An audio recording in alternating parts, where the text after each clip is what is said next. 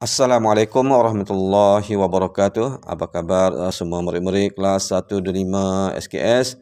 Seperti biasa, Ustaz harapkan dan Ustaz doakan agar semua murid-murid kelas 125 SKS sentiasa sihat walafiat dan sentiasa menjaga kesihatan diri. Alhamdulillah, hari ini sekali lagi bertemu dengan Ustaz untuk belajar pendidikan agama Islam. Walaupun secara PDPR, Ustaz sentiasa percaya bahawa semua murid-murid kelas 1 dan 5 SKS sentiasa bersedia untuk belajar secara PDPR. InsyaAllah hari ini Ustaz akan bawakan mengenai akidah iaitu sambungan kepada rukun Islam.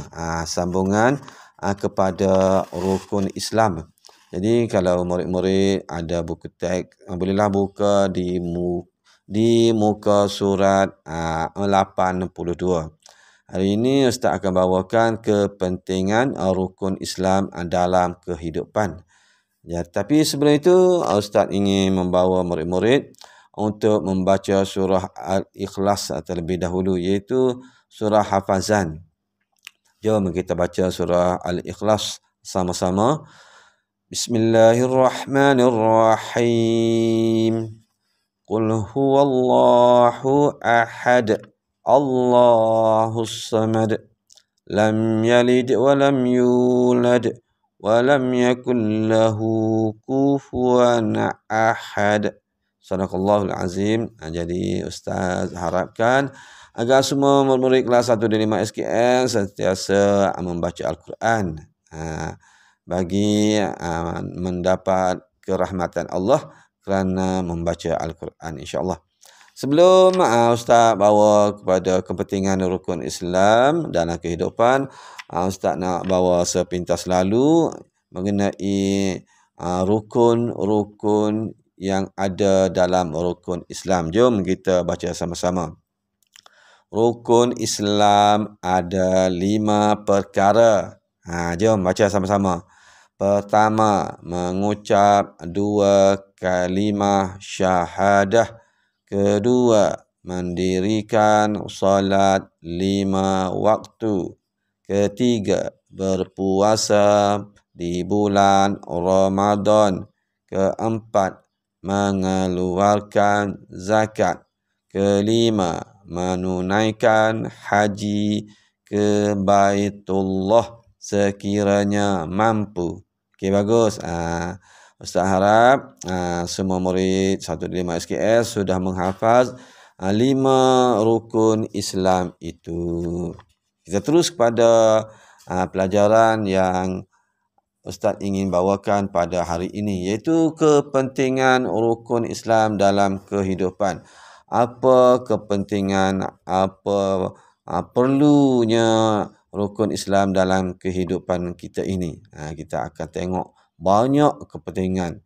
Tetapi hari ini kita tengok dalam buku hanya diberi 8 kepentingan. Tetapi sebenarnya banyak. 8 pun sudah mencukupi untuk kita belajar dalam masa yang sekejap ini. Okey, ikut Ustaz baca. Kepentingan rukun Islam dalam kehidupan. 1. Menyembah hanya kepada Allah. Jadi yang pertama ni, kalau orang tu beriman dengan rukun Islam, dia hanya menyembah kepada Allah. Dia sembahyang zuhur, dia sembahyang subuh, dia sembahyang asar, dia sembahyang maghrib, dia sembahyang isyak. Dia tidak akan menyembah tokoh, menyembah berhala, menyembah salib dan macam-macam lagi. Tidak menyembah kubur, tidak menyembah hantu, jin dan sebagainya. Orang yang menyembah selain daripada Allah itu, mereka tidak percaya, tidak beriman dan tidak percaya dengan rukun Islam. Ingat tu. Jadi murid-murid mestilah sentiasa menunaikan solat. Okey. Ustaz percaya semua murid-murid kelas 1 dan 5 SKS sentiasa menjaga solat, sentiasa solat oleh kerana kita adalah orang Islam, beriman dan percaya dengan rukun Islam. Okey, bagus. Yang kedua, ikut Ustaz baca. Mentaati perintah Allah dan Rasul. Lagi sekali, mentaati perintah Allah dan Rasul. Okey, bagus. Jadinya kalau kita beriman dengan rukun Islam, jadi menjadikan kita ini akan taat perintah Allah dan Rasul. 5 rukun Islam itu kita akan ikuti, kita akan taati. Kita sembahyang, kita puasa, kalau ada masa ada duit kita mengerjakan haji, kalau kita mampu kita berpuasa, kita mengeluarkan zakat kalau kita kaya. Jadi kita taat dan patuh perintah Allah. Orang yang tidak ikut, tidak beriman dengan rukun Islam, mereka tidak sembahyang, mereka tidak berpuasa. Jadi mereka tidak mentaati perintah Allah. Berdosa. Jadi yang tidak mengikuti, tidak mentaati perintah Allah, mereka akan diberi dosa. Takutnya. Yang ketiga, jom baca bersama Ustaz. Berakhlak mulia. Sekali lagi, berakhlak mulia. Jadi kita kalau mengikuti, beriman, mengamalkan rukun Islam, kita akan menjadi manusia yang berakhlak mulia, manusia yang baik, manusia yang orang panggil dihormati oleh orang lain. Jadi kalau kita sentiasa mengamalkan rukun Islam, kita akan dimuliakan oleh Allah. Ini kita akan dimuliakan oleh orang ramai. Murid-murid mahu menjadi orang mulia, maka ikutlah dan buatlah serta amalkanlah rukun Islam. Kalau kita sentiasa bersedekah, kita sentiasa bersedekah apa pula? Kita sentiasa mengamalkan rukun Islam, seperti kita sentiasa sembahyang, orang akan suka kepada kita. Kalau kita sentiasa mengeluarkan zakat, kalau ada duit, orang sayang kepada kita. Jadi itulah menjadikan kita mulia, dipandang mulia. Dan akhlak kita juga adalah akhlak mulia. Boleh tu? Seterusnya yang keempat, jom baca. Melatih diri bersabar. Sekali lagi, melatih diri bersabar. Okey. Jadi kalau kita mengamalkan, beriman, percaya dengan rukun Islam, kita akan menjadi seorang yang sabar. Di mana sabarnya? Ustaz ambil contoh, kalau kita puasa, kita lapar, kita dahaga, kita letih, kita mengantuk, maka itulah menjadikan kita sabar. Begitu dengan sembahyang. Kalau kita sembahyang, kita bangun pagi, sembahyang subuh, tengah hari kita sembahyang zuhur, maka kita melatih kita untuk menjadi seorang yang sabar. Boleh bangun pagi, begitu. Jadi kalau tidak sembahyang, memang dia tidak boleh melatih menjadi sabar. Tidak puasa, tidak boleh berlatih menjadi seorang yang sabar. Okey. Yang seterusnya, jom baca. Menyihatkan tubuh badan. Sekali lagi, menyihatkan tubuh badan.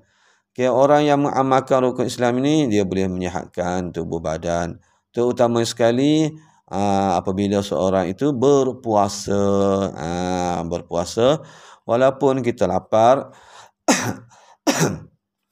walaupun kita lapar, kita boleh menyihatkan tubuh badan kita. Hanya lapar tetapi sihat.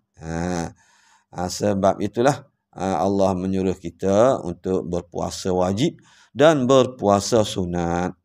Kerana walaupun lapar tetapi bukan lapar sepanjang hari, hanya sewaktu siang hari sahaja. Tapi sehat tubuh badan. Okay, yang seterusnya, tanda bersyukur. Lagi sekali, tanda bersyukur. Jadi, kalau kita mengamalkan rukun Islam, kita juga menjadi orang yang bersyukur. Di mana tu? Kalau kita sembahyang, maksudnya kita syukur, kita sujud kepada Allah Subhanahu Wa Taala. Kalau kita mengeluarkan zakat, kita syukur dengan harta yang Allah kurniakan kepada kita. Kalau kita ada duit, kita pun bersedekah, kita mengeluarkan zakat, tanda kita bersyukur dengan rezeki yang Allah kurniakan kepada kita. Kalau kita tidak mengeluarkan zakat, maka kita tidak dinamakan orang yang bersyukur. Yang seterusnya, memasukkan sikap suka membantu. Memasukkan sikap suka membantu. Jadi orang yang mengamalkan rukun Islam ini dalam kehidupan dia, dia menjadi seorang yang suka membantu. Seperti mana tadi Ustaz bagi tahu, kalau seseorang itu sentiasa mengeluarkan zakat, maksudnya dia suka membantu orang lain dengan harta yang dia ada. Dia tidak kata dia harta banyak tapi dia tidak membantu, dia tidak keluar zakat, maksudnya dia tidak membantu. Dan yang terakhir sekali, menghubungkan silaturrahim. Menghubungkan silaturrahim. Jadi orang yang mengamalkan, yang mengerjakan rukun Islam, mereka ini adalah orang yang menjaga silaturrahim.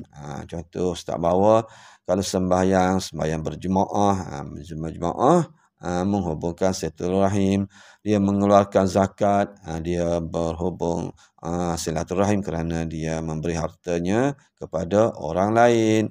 Dia bersedekah dan sebagainya. Itu menjadikan menghubungkan silaturrahim, iaitu persaudaraan di antara satu sama lain. Jadi itulah sahaja untuk hari ini daripada Ustaz mengenai kepentingan rukun Islam dalam kehidupan. Ustaz harap semua murid-murid dapat mengejarkan, dapat mengamalkan rukun Islam dengan sebaik mungkin. InsyaAllah bertemu lagi dengan Ustaz pada hari Khamis nanti. Hari esok, hari Rabu, tidak ada pendidikan Islam dalam jadual. InsyaAllah bertemu lagi dengan Ustaz pada hari Khamis nanti. Wassalamualaikum warahmatullahi wabarakatuh. Jaga SOP, hindari COVID-19.